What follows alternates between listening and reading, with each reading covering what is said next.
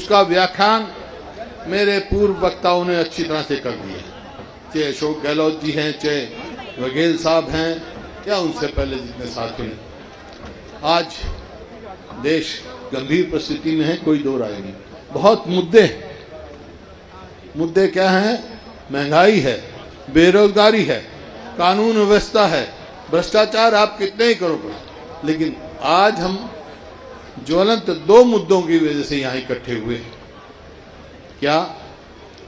एक मुद्दा है जो एजेंसीज हैं, सरकारी एजेंसीज, चाहे सीबीआई हो, सीआईडी हो और जितने भी आपका ईडी हो, उनका राजनीतिकरण, उनको राजनीतिक हथियार समझ के जो ये कर रही है सरकार, उसके विरोध में, और उसी के अंतर्गत सोनिया गांधी जी को और राहुल गांधी जी को।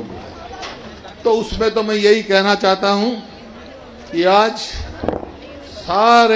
समस्त कांग्रेस के साथी राहुल गांधी जी के साथ मजबूती से खड़े हैं और मजबूती से खड़े रहेंगे सोनिया जी के नेतृत्व में।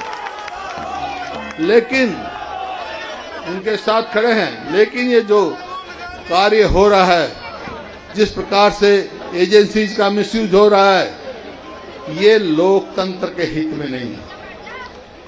देखिए, लोकतंत्र जब ही चला करता है जब लोकलाज हो, लोकलाज से ही लोकतंत्र चलता है, और लोकलाज नहीं रहेगी तो लोकतंत्र भी नहीं रहेगा।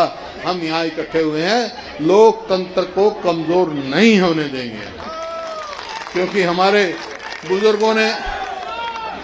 बुजुर्गों ने कुर्बानियां करी। स्वयं मेरे दादा और मेरे पिता जेलों में रहे, आजादी की लड़ाई लड़ी, लोकतंत्र के लिए लड़ी, आजादी के लिए लड़ी। तो भाई, हम लोकतंत्र को कमजोर नहीं होने।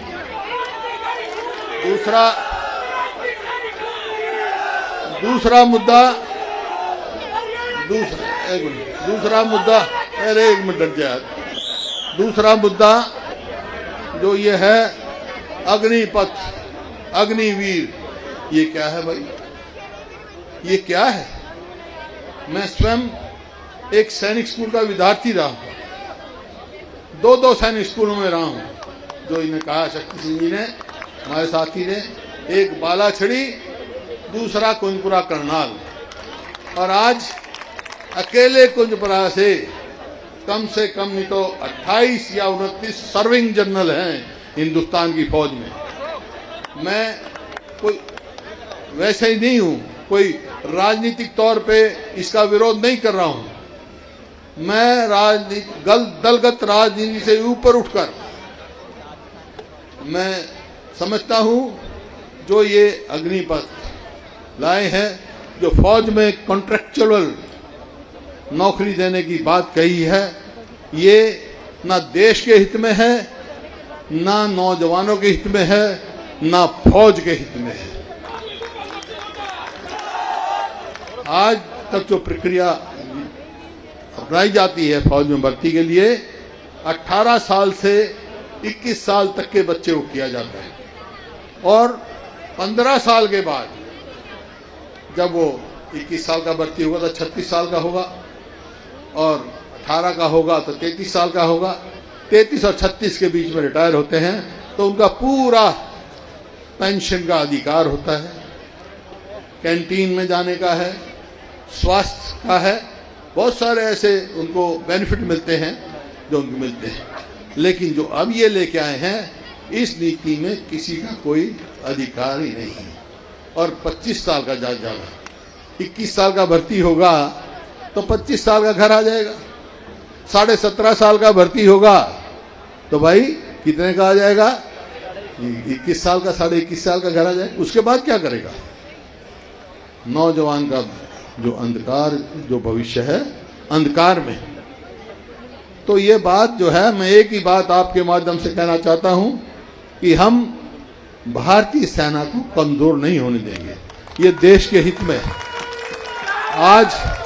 आज केवल 4 साल का कॉन्ट्रेक्चुअल नौकरी देकर और फिर ऐसी बात कहें, अरे मैं तो गांव का हूं, गांव से आया हूं, बहुत सारे जितने सामने बैठे मेरे या पीछे बैठे सब गांव से आए हैं, गांव में फौज में जो भर्ती होता है अपने आप को गर्वित महसूस करता है, मैं देश के लिए कुर्बानी के लिए तैयार हूं, अपने आप में गर्वित होता है।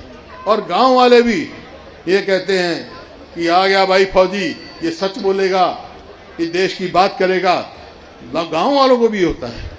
तो ऐसा जो भावना पैदा होती है, जो फौज में भर्ती होता है, वो देश के लिए जान कुर्बान करने के लिए हर समय तैयार रहता है।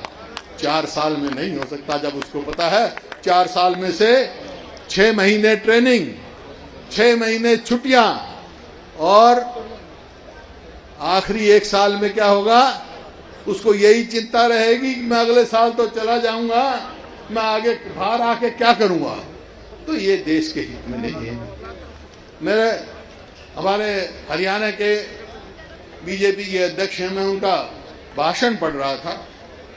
वो कह रहे थे, देखो इजराइल से मुकाबला कर रहे थे, इजराइल में 4 साल है, इजराइल में सबको, अरे इजराइल और हिंदुस्तान का क्या मुकाबला है?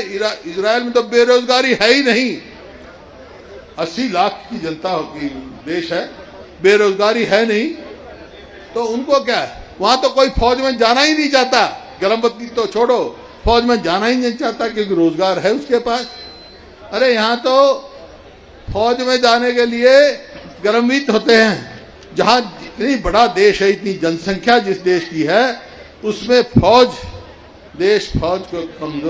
कमजोर हो, इसको देश के हित में नहीं माना जा सकता।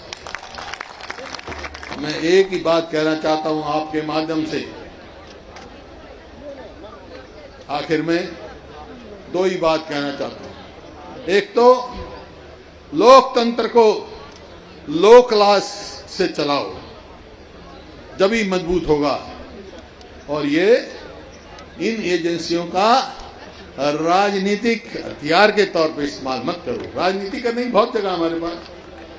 दूसरा, इस देश के युवाओं के भविष्य से खिलवाड़ मत करो, इस देश की सुरक्षा से खिलवाड़ मत करो। हाँ, मिलिट्री रिफॉर्म्स लाने हैं आपने, लेके आओ, लेकिन कोई भी इतना बड़ा रिफॉर्म्स लाओ, जरूरत भी होती है समय समय पर, जैसे पहले पुलिस रिफॉर्म्स आए, आज मिलिट्री रिफॉर्म्स लाओ, वो लाओ जब स्टेक होल्डर से बात करो। मेरी 10 जनरलों से बात हुई है, कोई रिटायर्ड है, कोई सर्विंग है, सब इस मामले में इस बात के वो हैं, दुखी हैं, और इस देश का युवा भी इस बात से परेशान है, बहुत मायूस है। तो इसको आपके माध्यम से मैं सरकार को कहना चाहता हूं, इसको तुरंत वापस लेके अपनी कमेटी में भेजो, लोकसभा में भेजो, डिफेंस कमेटी में भेजो, उसके ऊपर पूरी चर्चा करके जब मिलिट्री रिफॉर्म लेके आओ। इन्हीं शब्दों के साथ देखो देश कब मजबूत रहेगा। देश मजबूत रहेगा 2 ही बातों से, और वही नारा काम देगा, जय जवान जय किसान। नमस्कार, मैं हूं मानक गुप्ता। अगर आपको हमारा ये वीडियो पसंद आया हो तो इसे लाइक और शेयर जरूर करें, और हाँ, हमें सब्सक्राइब और फॉलो करना ना भूलें, ताकि आप देश और दुनिया की कोई खबर मिस ना करें। तो जुड़े रहिए हमारे साथ और देखते रहिए न्यूज़ 24।